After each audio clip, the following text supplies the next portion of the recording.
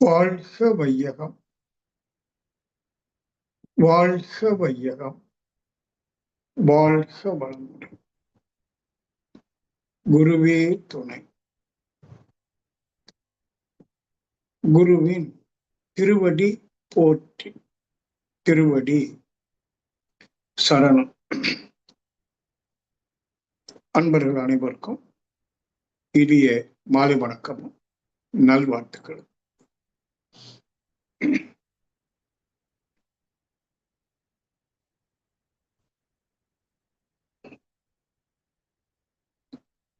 மாலை நேரம் அங்குமிங்கும் அலைந்து இப்போ வீட்டுல வந்து உட்கார்ந்துருக்கோம். மனசு எப்படி இருக்கு? அலைப்பாயுதா? இல்ல அலைந்தாலும் வேலைக்கெல்லாம் போயிட்டு வந்தாலும் கூட இல்லைங்க, மனசு ஓரளவுக்கு அமைதியாத்தான் இருக்கு அப்படின்னு சொல்லுதான்னு நீங்க அடிக்கடி பார்த்துக்கணும். இந்த சுய கவனங்கிறது ரொம்ப முக்கியம்.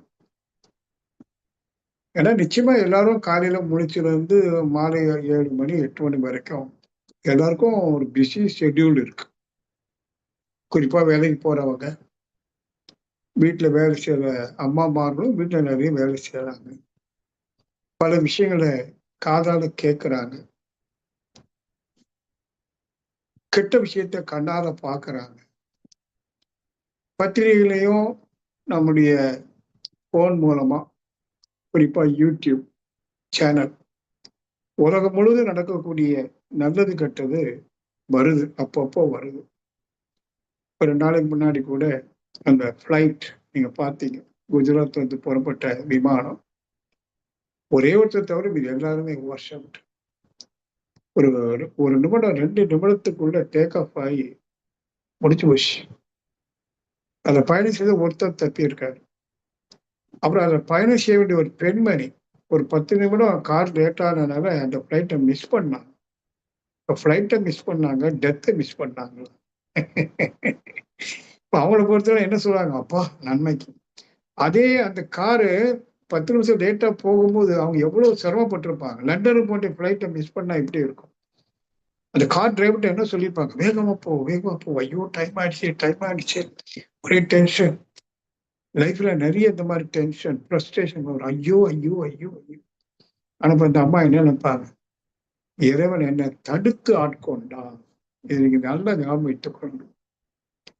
இறைவன் நம்மை தடுத்து ஆட்கொண்டான். இப்ப அந்த அம்மாவுடைய மனசு எப்படி இருக்கும்? நிச்சயமா தூக்கம் வராது. அதை மட்டும் நான் போயிருந்தா என்ன ஆயிருக்கும்? நான் போயிட்டா என் பிள்ளைகள் என்ன ஆயிருக்கும்? ஹஸ்பண்ட் என்ன ஆயிருப்பாரு? குடும்பம் என்ன ஆயிருக்கும்? இல்லையா? அவர் பயணித்தவன் பொழைச்சான் பாருங்க, அவன் மனசு.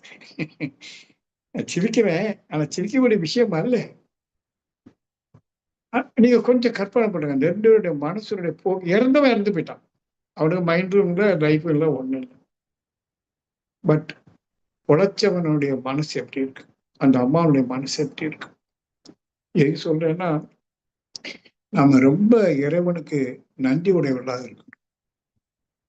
ஏன்னா இன்னைக்கு நம்ம உயிரோடு இருக்கோம், இருக்கமா இல்லையா? இந்த பூமியில 800 கோடி மக்கள் இருக்கிறாங்க. நேற்று கூட என் மகன்கிட்ட சொன்னேன், இந்த ஏஐன்னு ஆர்டிபிஷியல் இன்டெலிஜென்ஸ் வந்திருக்கப்பா, அதுல போய் வேர்ல்டினுடைய பாப்புலேஷன் என்ன, தினசரி எத்தனை பேர் புதுசா பிறக்கிறாங்க, இறக்குறாங்க, அந்த விகிதாச்சாரம் எப்படி இருக்கு, அந்த இறப்புல இயற்கை மரணம் எத்தனை பேரு, தற்செயல் விபத்து எத்தனை பேரு, இயற்கை சீற்றத்தினால எத்தனை பேர், போர்னால எத்தனை பேர், சூசைட் பண்ணவங்க எத்தனை பேர் அப்படின்னு போட்டா அது வரும். நான் பார்க்க சொன்னேன், என் பையன் நேற்று தான் அவன் அவசரமா போயிட்டான். அதெல்லாம் பார்த்துட்டு நீங்க நினைக்கிறோம், இவ்வளவு விஷயத்துல இத்தனை பேர் டெய்லி இறக்குறாங்க, நான் உயிரோட இருக்கிறேன். See the blessing. ஆனா நாம நன்றி உடையவளா இருக்கிறோமாங்கிறது தான் பெரிய கேள்வி. ஏன்னா 2 நாளா என் மனசால தான் ஓடிச்சு. நைட்ல படுக்கிறோம், சிலவங்க தூக்கத்திலே போயிடுவாங்க, நல்ல டெத்து. ஆனாலும் அந்த குடும்பம் அழும். ஆனா நம்ம காலையில முடிச்சிட்டோம், இன்னைக்கு காலையில முடிச்சிட்டோம். இப்ப நான் பேசிட்டு இருக்கேன், நீங்க கேட்டுட்டு இருக்கீங்கன்னா எல்லாம் யாருடைய கொடை? இறைவன், இயற்கை. இயற்கையினுடைய சீரான இயக்கம் இந்த உடல்ல நடக்கிறதுனால இன்னும் நாம உயிரோடு இருக்கோம். ஆமாதான். சரி சார், அதுக்காக நான் என்ன செய்யணும்? நிச்சயமா எனக்கு ஒரு நாள் மரணம் உண்டு. அதுக்கு வேண்டி நான் இன்னைக்கே செத்துடணுமா? நான் என்ன பண்ணணும்? நல்ல கொஸ்டின் இல்லை.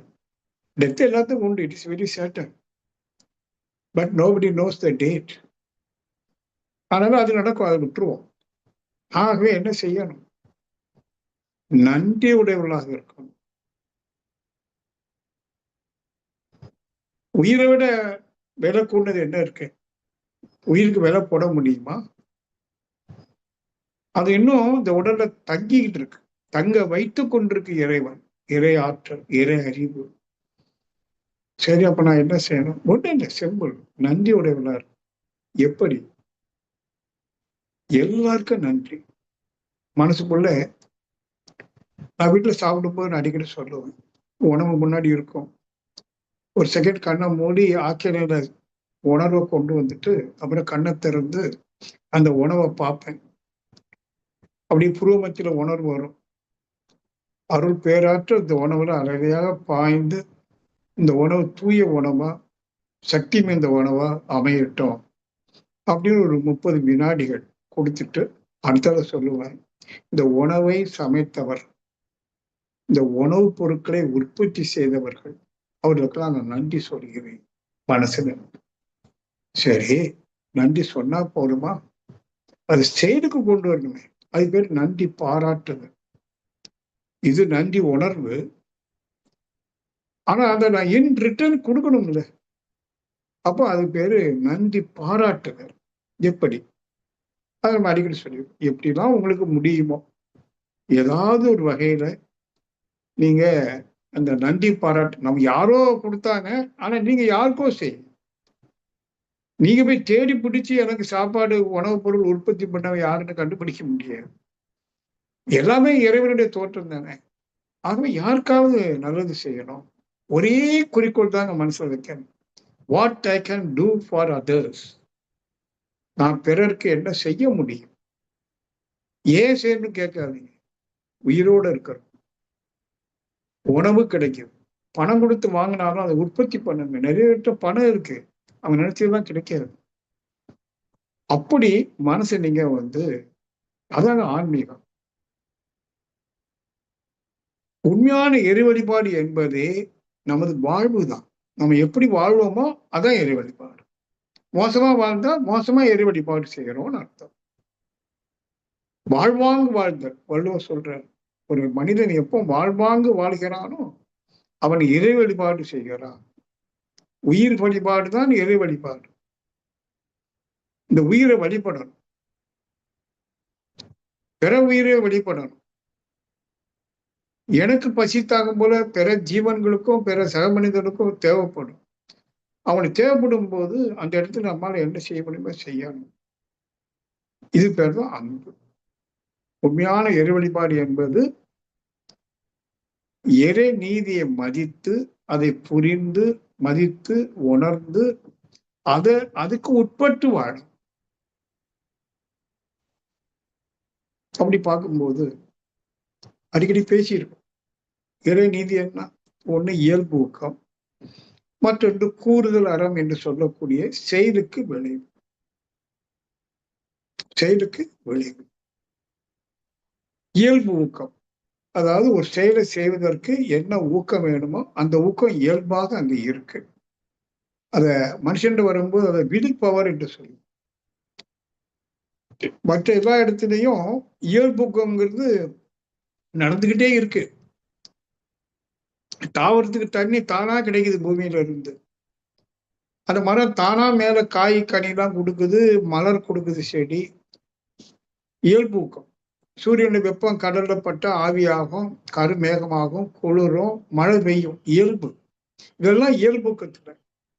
ஐந்திரு விலங்கின வரைக்கும் அந்த உயிர் வாழ்வும் இயல்பூக்கத்தின் அடிப்படையிலேயே நடக்கு. அதுக்கு தனியா ஒரு செயல் விளை விலங்குக்கு இல்லை. அது செய்யற ஒரே செயல் உணவை தேடும், இனவிருத்தி பண்ணும், ஓய்வு எடுக்கும். இந்த மூணும் உடல் சார்ந்தது. பசி, உணர்வு, அதாவது உறவுக்கான உணர்வு, ஓய்வு. அப்புறம் வேற செயல் கிடையாது. இந்த செயலுக்கு விளைவு நல்லா தானே இருக்கும். பசி, உணவை தேடி சாப்பிடுதுன்னா பசி ஆறுது. நல்ல விளைவு, நல்ல விளைவு. இனவிருத்தி, நல்ல விளைவு. ஓய்வு, நல்ல ஆரோக்கியம். ஆனா மனிதனும் இதோட நிறுத்திக்கிட்டு இருந்தான்னா பரவாயில்ல. இல்ல, அவனுக்கு ஏதோ ஒரு கற்பனை இருக்கு, ஒரு மயக்கம் இருக்கு. அதுவும் எதனால வந்ததுன்னா, மனித அறிவினாலே தான் மனிதன் மயக்கத்துக்குள்ள போறான். தப்புன்னு சொல்ல முடியாது. ஆனா எட்டாவது ஒரு நாள் நான் மயங்கிட்டேன், சிக்கிட்டேன்னு அவன் என்னைக்கு புரியுறானோ, அன்னைக்கு அதே அறிவு அவனுக்கு வேற வழியா காட்டும், நல்வழி காட்டும். அப்போ அது வரைக்கும் மயக்கத்தினால நம்ம உடல்ல நோய், கடன் தொல்லை, பகை இதெல்லாம் அறிந்தோ அறியாமலோ பெருக்கிட்டோம், சிக்கிக்கிட்டோம்னு வைங்களேன். சம்சாரங்கிறது அதான். எல்லா மனிதர்களும், அவன் ஏழையா இருந்தாலும் சரி, கோடீஸ்வரனா இருந்தாலும் சரி, பிச்சைக்காரனா இருந்தாலும் சரி, அரசனாக இருந்தாலும் சரி, எல்லாரும் ஒரு சிக்கல்ல இருக்கு. இதை என்ன சொல்றோம்? ஆன்மா இந்த உடலில் மனதின் மூலமாக சிக்கி கொண்டது. அது இப்ப வேதனைப்படுது. என்ன பண்ணலாம்? அப்ப அதுக்கு ஒரு ரெமெடி தேடுறோம். நம்ம தேடுற ரெமெடி கூட இன்னொரு துன்பத்துக்கு காரணமா கூட மாறும். இப்போ உதாரணமா உடல்ல நோய் வந்ததுன்னா, நம்ம ஆங்கில மருத்துவம் தான் பெரும்பாலும் 99% மக்களும் ஆங்கில மருத்துவம் எடுக்கணும். நிச்சயமா ஆங்கில மருத்துவம் உடனே அந்த நோயை போக்கும், வேறொரு நோய்க்கு காரணமாயிடும். ஏன்னா இன்னும் நமக்கு இந்த இயற்கை மருத்துவம், உணவே மருந்து, மருந்தில்லா மருத்துவத்துக்கு மேல இன்னும் ஒரு பிடிப்பு வரல, நம்பிக்கை வரல. அது வேண்டி ஆங்கில மருத்துவம் முற்றிலும் தவறுன்னு சொல்ல வரல, ஓரளவுக்கு சரி. அப்ப நம்ம அங்க சிக்கிறோம். 5 லட்சம் 3 லட்சம் தான் பில்லு போடுவான். ஒரு 50 ரூபாயில முடியக்கூடிய வியாதிக்கு அவன் 5 லட்சம் போடுவான். ஆனா அதுல ஒரு நம்பிக்கை இருக்கு. இந்த மாதிரி நம்மிடம் நிறைய தவறான நம்பிக்கைகள் காலத்தோட வந்து போச்சு. அதே மாதிரி இன்னொரு மயக்கம், நான் அடிக்கடி சொல்றது, தேவை இல்லாததை தேவை என்று கருதுகிற மயக்கம். அதான் மயக்கமே. காலம் நீர் தேவையில்லை. இப்ப நம்ம காலம் நீர் தெரிஞ்சு போச்சுன்னா தாகத்துல தேடி போக மாட்டோம். தெரியாத வரைக்கும் அவன் தேடுவோம். இது தெரிஞ்சு போச்சு. அது மாதிரி அளவுக்கு மீறின பணம் காலம் நீருக்கு ஒப்பானது. ஆனா தெரியல. அது எப்படி சார்? அது எப்படி அப்படின்னு கேட்பீங்க. அது அப்படித்தான், வேற என்ன சொல்றது? அது அப்படித்தான். அப்போ இந்த உடலுக்கு, ஏன்னா இந்த உடல்ல தான் உயிர் வாழுது. அப்போ உயிராக வாழ்வதற்கு இந்த உடலுக்கு என்ன தேவை? உடலுக்கு என்ன தேவை அது உடல் சொல்லும். பசிங்கிற ஒரு சிம்டத்தை கொடுக்கும், நாக்குல ஒரு வறட்சிங்கிற ஒரு தாகங்கிற சிம்டத்தை கொடுக்கும். எனக்கு தண்ணி கொடு, சாப்பாடு போடு, அதுவே கேட்கும். நம்ம கொடுத்துட்டா போதும், உயிர் தானாகும். ஆனால் விலங்குக்கும் மனிதருக்கு என்ன வேறொரு வித்தியாசம் வருதுன்னா, விலங்குக்கு ரசிக்க தெரியாது. சூரியன் உதிக்கிறத பார்த்து ஆஹா என்ன அழகா இருக்கு ரசிக்க தெரியாது. மனுஷனுக்கு ரசனை உணர்வுன்னு ஒண்ணு வருது பாருங்க, நல்ல உணர்வு தான். ஆனா அந்தமா மாற்றவும் செய்யறான். எதோ ஒண்ணு பார்த்து ரசிக்கிறான், அழகா இருக்கு. அவன் மனசு ஒண்ணு சொல்றது, இதை வாங்கு, வாங்க காசு இல்லையா திருடு. ஆமா தானே? இதெல்லாம் நீங்க பார்க்கணும். மைண்ட் எப்படி டிராவல் பண்ணுதுன்னா முதல் ரசிக்குது. ரசனை உணர்வு வேணும், மனுஷனுக்கு மட்டும்தான் இருக்கு. ஆனா அதை ரசிக்கிறதோடு விடானா இல்ல, அதை அபகரிக்கணும்.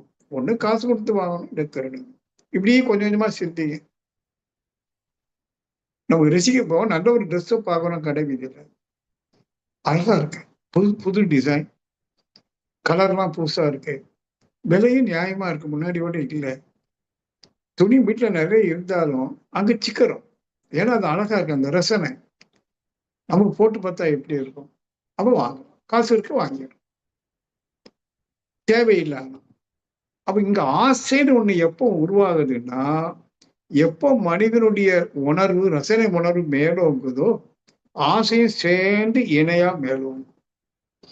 அப்போ ஆசைப்பட்டதெல்லாம் நிறைவேற்றணும்னு போய் தான் எல்லா துன்பங்களும் வந்தது. உடல் நோய் வந்தது அப்படிதான்.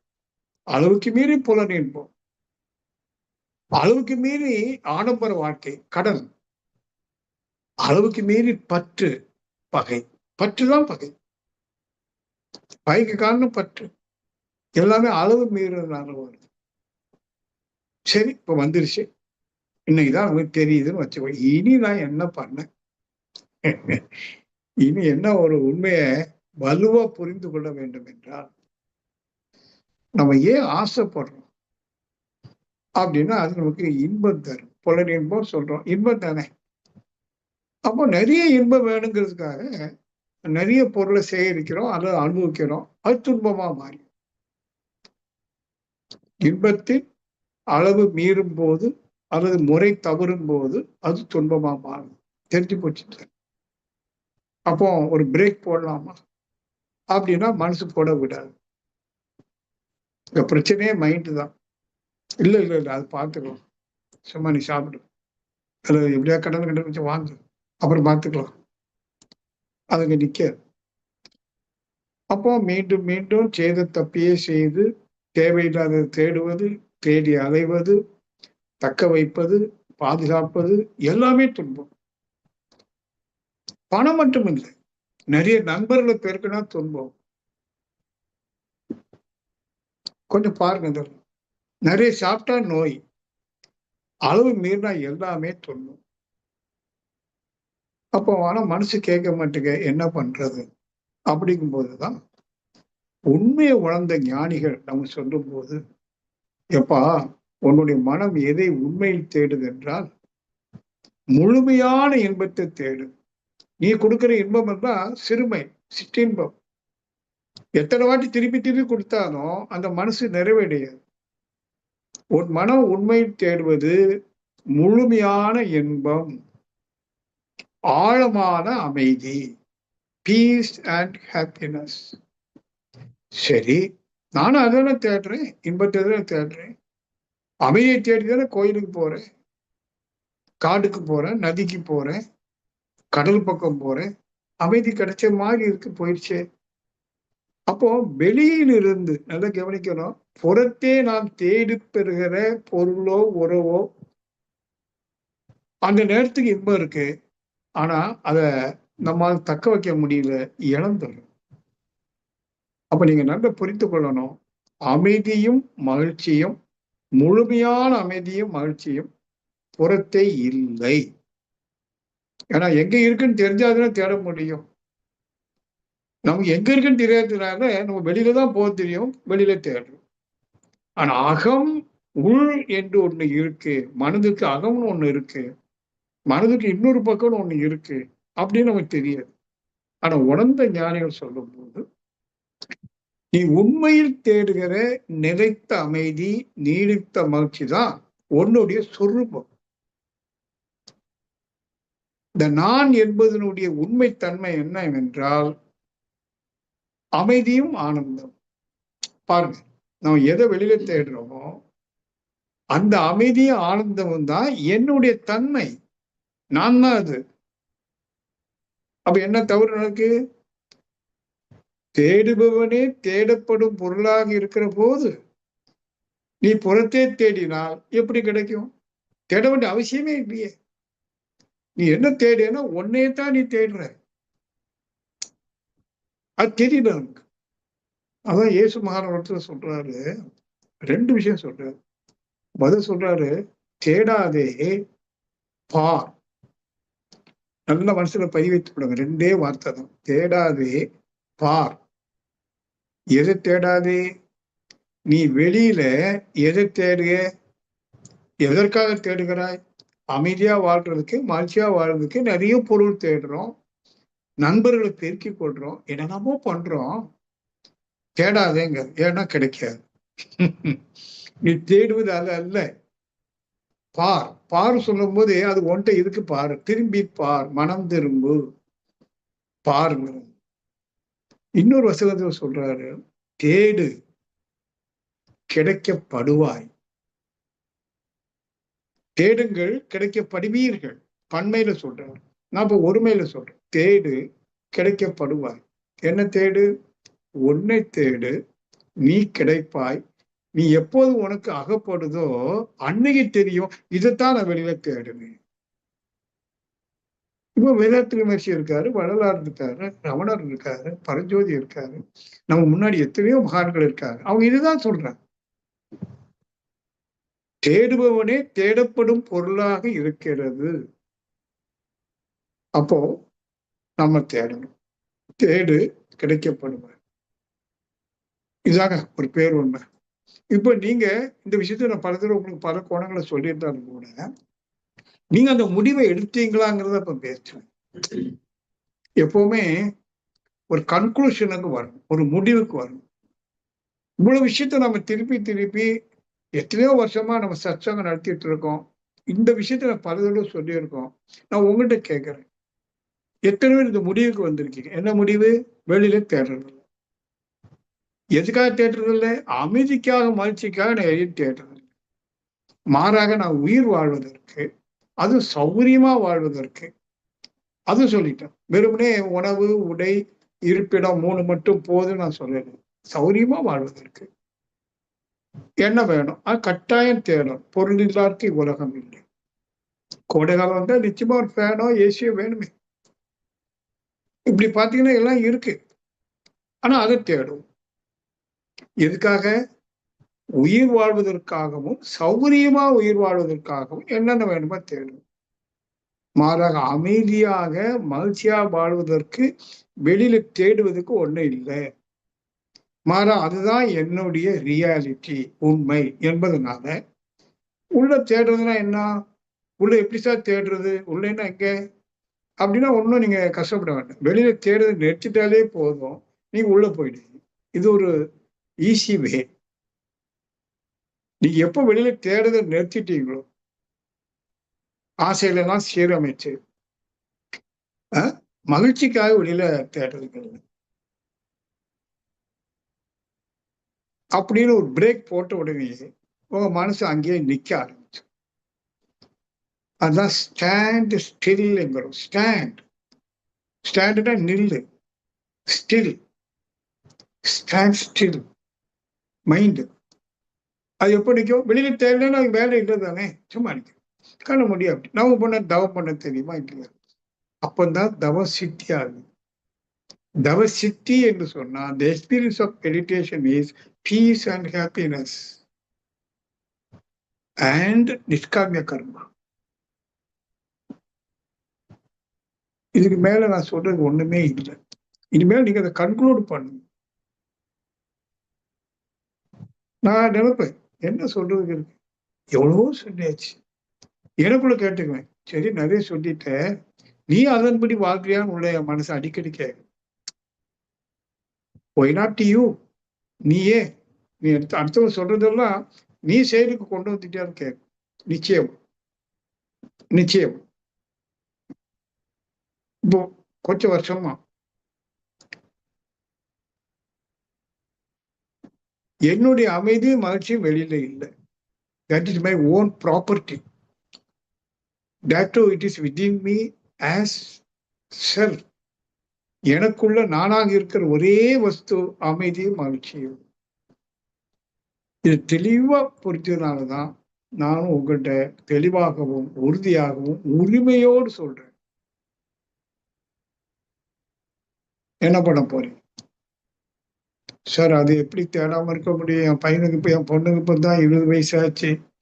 இன்னும் 2 வயசுல கல்யாணம் பண்ணி வருஷத்துல கொடுக்கணும். ஒரு வருடம் தேட வேண்டாமா? அதெல்லாம் தேட வேண்டாம்னு சொல்லல. உங்களுடைய அமைதிக்கு மகிழ்ச்சிக்கு உங்க பொண்ணுக்கும் பையனுக்கு கல்யாணம் பண்ணி கொடுக்குறது உங்களுடைய கடமை. அவனை படிக்க வைக்கிறது உங்க கடமை. அவனுக்கு ஒரு தொழில் வச்சு கொடுக்க கடமை. அந்த கடமையை நிறைவேற்றினால நீங்க மகிழ்ச்சியா இருப்பீங்கன்னு சொல்ல முடியாது. மகிழ்ச்சிக்கு அர்த்தமே வேறு. இப்போ ஒரு சின்ன பையன் ஈவினிங் டைம் நல்லா விளையாடுறான். ஒரு 1 மணி நேரம் 1 மணி நேரம் விளையாடிட்டு சந்தோஷமா வந்து உட்காடுறான். மகிழ்ச்சி தான், இல்லைன்னு சொல்ல முடியாது. ஆனா அந்த மகிழ்ச்சி நீடிக்கிறது இல்லை. ஏன்னா அம்மா சொல்றான், மணி 6 போச்சு, உடனே விளையாடுறது போதும், மூஞ்சி காய் கழுவிட்டு புசத்தெடு எடுக்கணுமா, போச்சு. இம்மிடியா மகிழ்ச்சி போச்சு. ஆமாவா இல்லையா? அதாவது ஒவ்வொரு நிமிடமும் நம்ம மகிழ்ச்சியை இழப்பதற்கு ஒரு சூழல் வந்துகிட்டே இருக்கு. அதான் சம்சாரம். சம்சாரங்கிறது அதான்.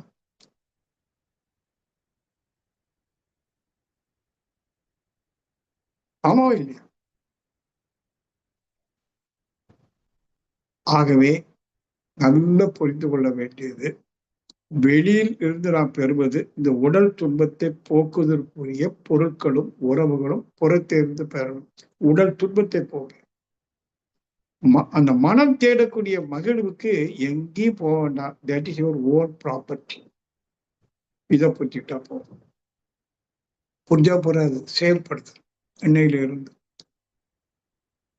ஏன்னா நம்ம நோக்கம் வந்து அமைதி மகிழ்ச்சி தான். கட்டாயம் புரிந்து கொள்ளணும். நான் வெளியில சாதிக்கிறதுக்கு ஒண்ணுமே கிடையாது.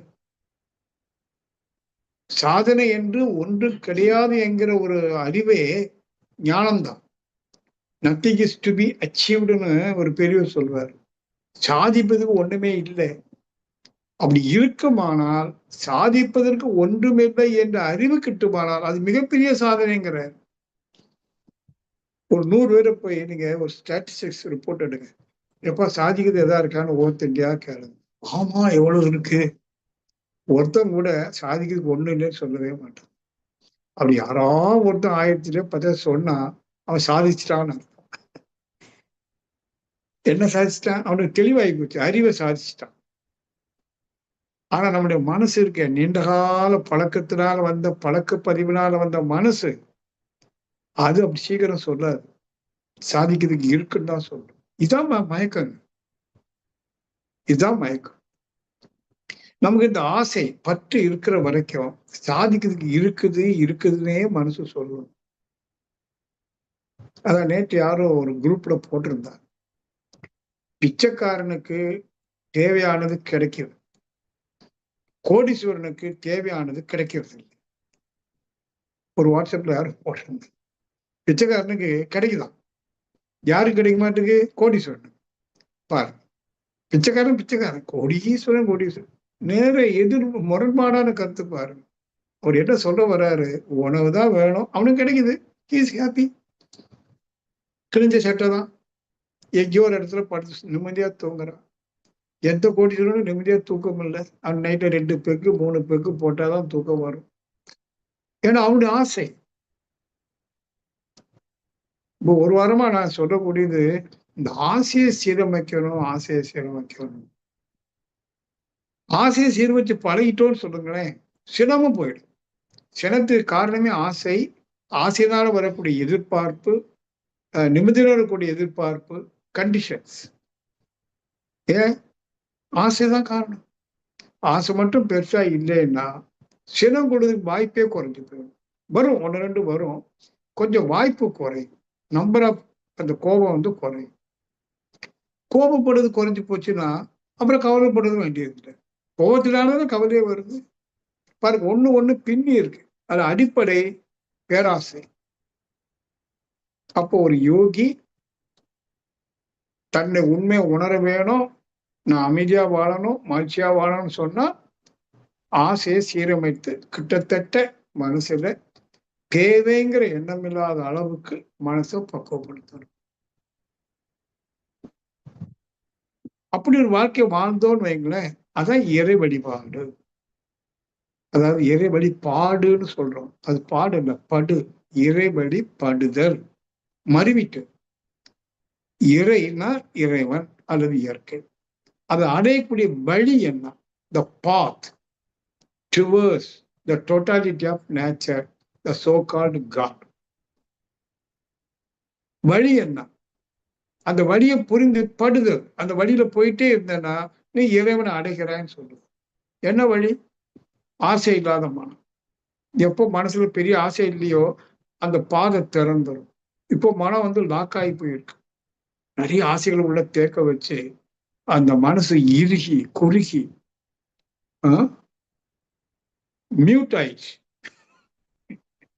எல்லாருடைய மனசு மியூட்ல கிடக்கு. அப்ப டோர் திறக்கல. அதான் ஜீசஸ் சொன்னார், தட்டுங்கள் திறக்கப்படும். உன் மனசை தட்டு. எப்படி தட்டுறது? தற்சோதனை செய்து, ஆசை சீரமைத்து, அது மூலமா சினத்தை தவிர்த்து, கவலையை ஒழித்து, அந்த டோர் ஆஃப் மைண்ட் ஓப்பன் ஆகும். ஓப்பன் ஆனதுமே நீங்க எதை பார்த்துருவீங்க தெரியுமா? நீங்க தேடினதை பார்த்துருவீங்க. It is within you. The kingdom of God is within you.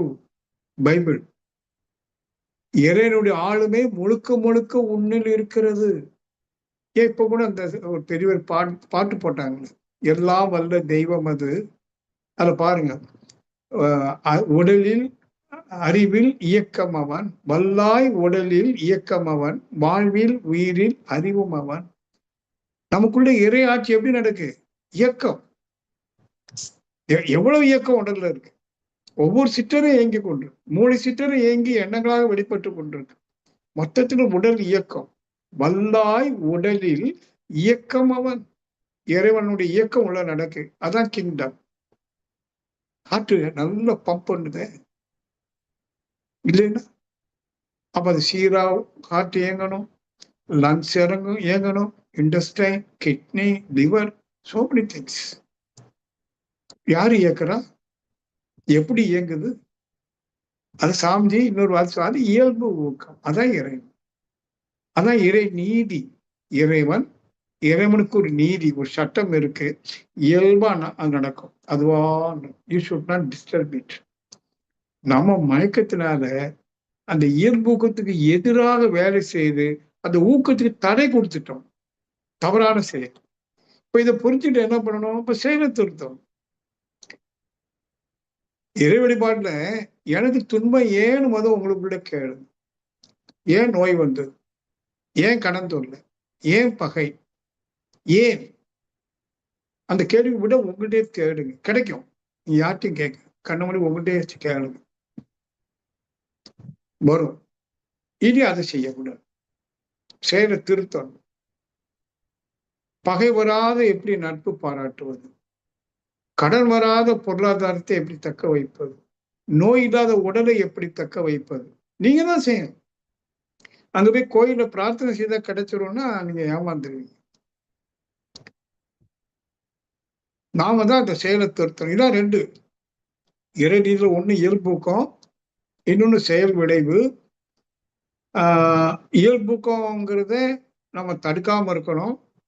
தடுத்துட்டோம், துன்பத்தை சந்திக்கிறோம், இதான் காரணம். இப்ப செயலை திருத்தி நல்விளைவை கொண்டு வரணும். இப்படி வாழ்ந்தால் அதுக்கு பேர் இறை வழிபாடு. That is worship. எதை வழிபடுறோம்? இந்த உடலை. ஏன்? இந்த உடலுக்குள்ளதான் சிவம் இருக்கு. சிவனாரே ஜீவனாயிட்டு இருப்பரே. சிவனாரே ஜீவனாயிட்டு இருப்பரே. நானே ஜீவனுமாய் இருக்கிறேன். அப்ப இறை உள்ள இருக்கிற போது எங்க வழிபாடு செய்யணும்? வெளியிலையா? புற வழிபாடு என்பது அறிவுபூர்வமானது இல்லை. Just you are believing that. ஒரு நம்பிக்கை, அறிவுபூர்வமா இல்லை, ஒரு நம்பிக்கை. அப்படி எப்படி இதை வழிபடுறது? உள்ள சிவம் இருக்குன்னு சொல்றீங்கன்னா எப்படி வழிபடுறது? உடலுக்கு எடுக்காம பார்த்தா போதும். உள்ளம் பெரும் கோயில், ஊனுடம்பு ஆலயம். அப்ப கோயில் ஆலயத்துல எப்படி வைக்கணும் சொல்லுங்க? தூய்மையா வைக்கணும். நல்ல சுத்தமா மட்டும் இருந்தா போறது, அழகா இருக்கணும்.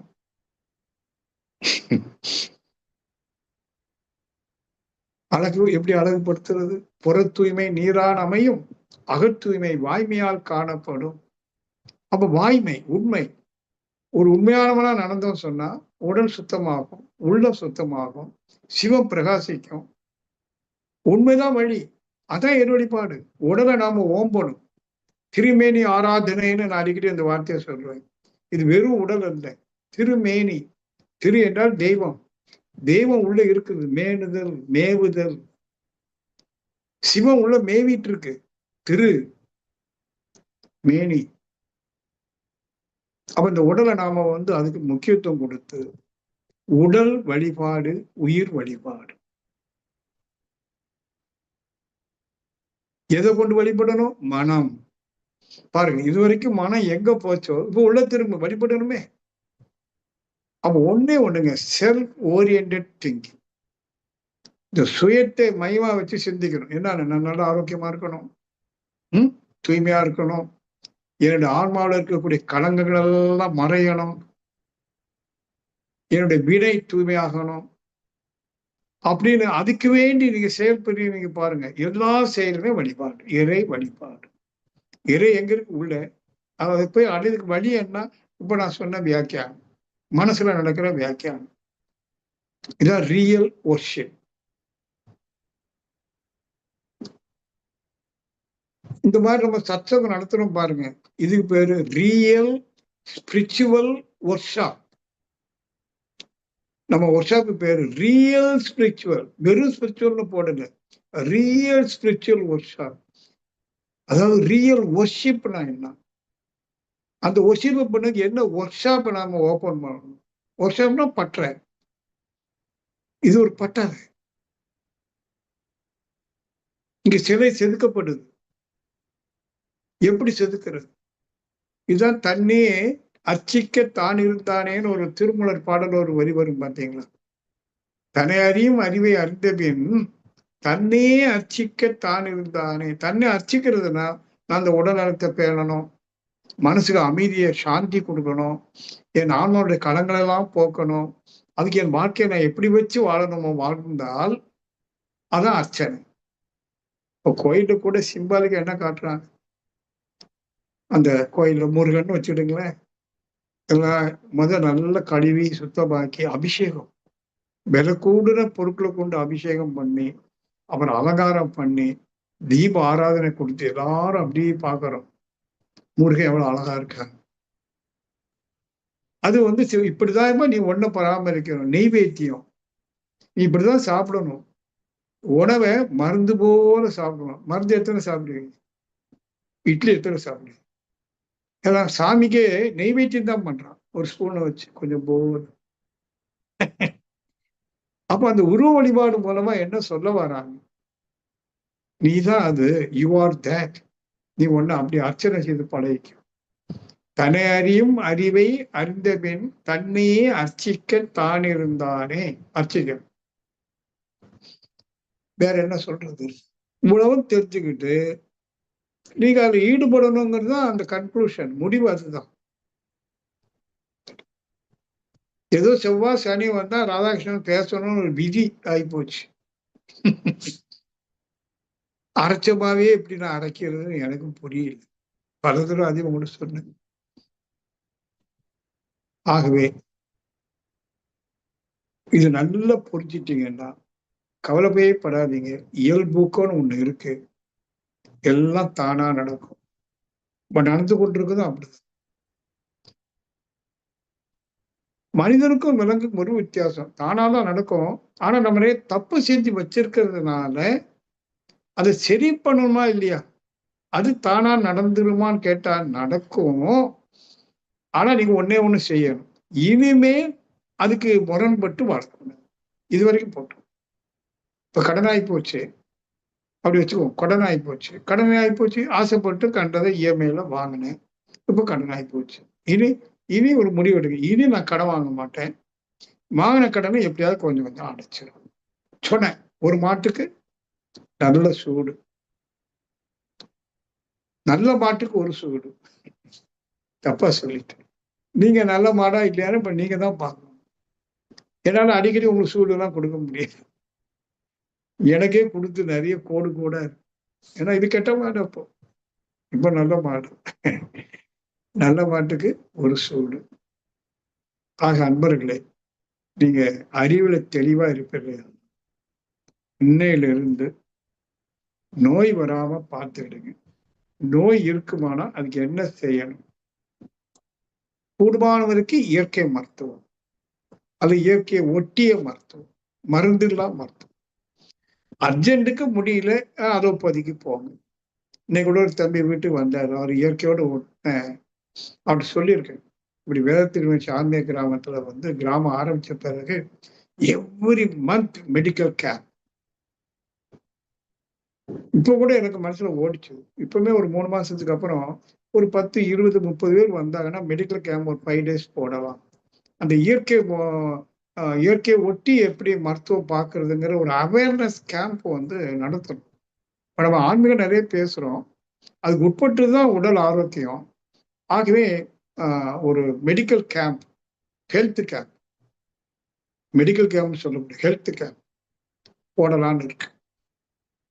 அதனால நல்ல பொறுப்புள்ளவர்களா இதை செய்யும். முதல்ல உடல், அடுத்தது பொருள் வளம், அடுத்தது நட்பு நலம். மூணையும் தக்க வைக்க பழகி கொள்ளுங்க. அதிகம் யார்கிட்டையும் பேசாதீங்க. அப்படி மீறி பேசினா இந்த மாதிரி ஆன்மீகம் பேசுங்க. பக்கத்து வீட்டுக்காரங்க பத்தி எல்லாம் பேசாதீங்க. அதெல்லாம் என்ன சொல்லுவாங்க, மீன் பேச்சு. பயனில பாராட்டுபவனை மக்கள் எனல், மக்களில் பதடி எனல். நம்ம எவ்வளவு விஷயம் பயனில்லாத பேசிட்டு பொழுது போகலைங்கிறதுக்காக கண்டதெல்லாம் பேசிட்டு இதனால மனசு மேலும் மேலும் மாசுபடும். பேசுனா இறைவனை பற்றி, இறைவன்னா இயற்கை தத்துவ விளக்கம். நம்ம ஞான மார்க்கத்துல இறைவன் சொன்னா இயற்கை தத்துவம். அதை பற்றி சிந்திக்கலாம், பேசலாம், புரிஞ்சுக்கலாம். செய்யறது நல்ல செயல், நல்வினை இப்படின்னு ஒரு உள்ளுக்கு வந்துடணும். அப்புறம் 2 ஒழுக்க பண்பாடு ஸ்ட்ரிக்டா பின்பற்றணும். அங்க நோ காம்ப்ரமைஸ், ஸ்ட்ரிக்டா.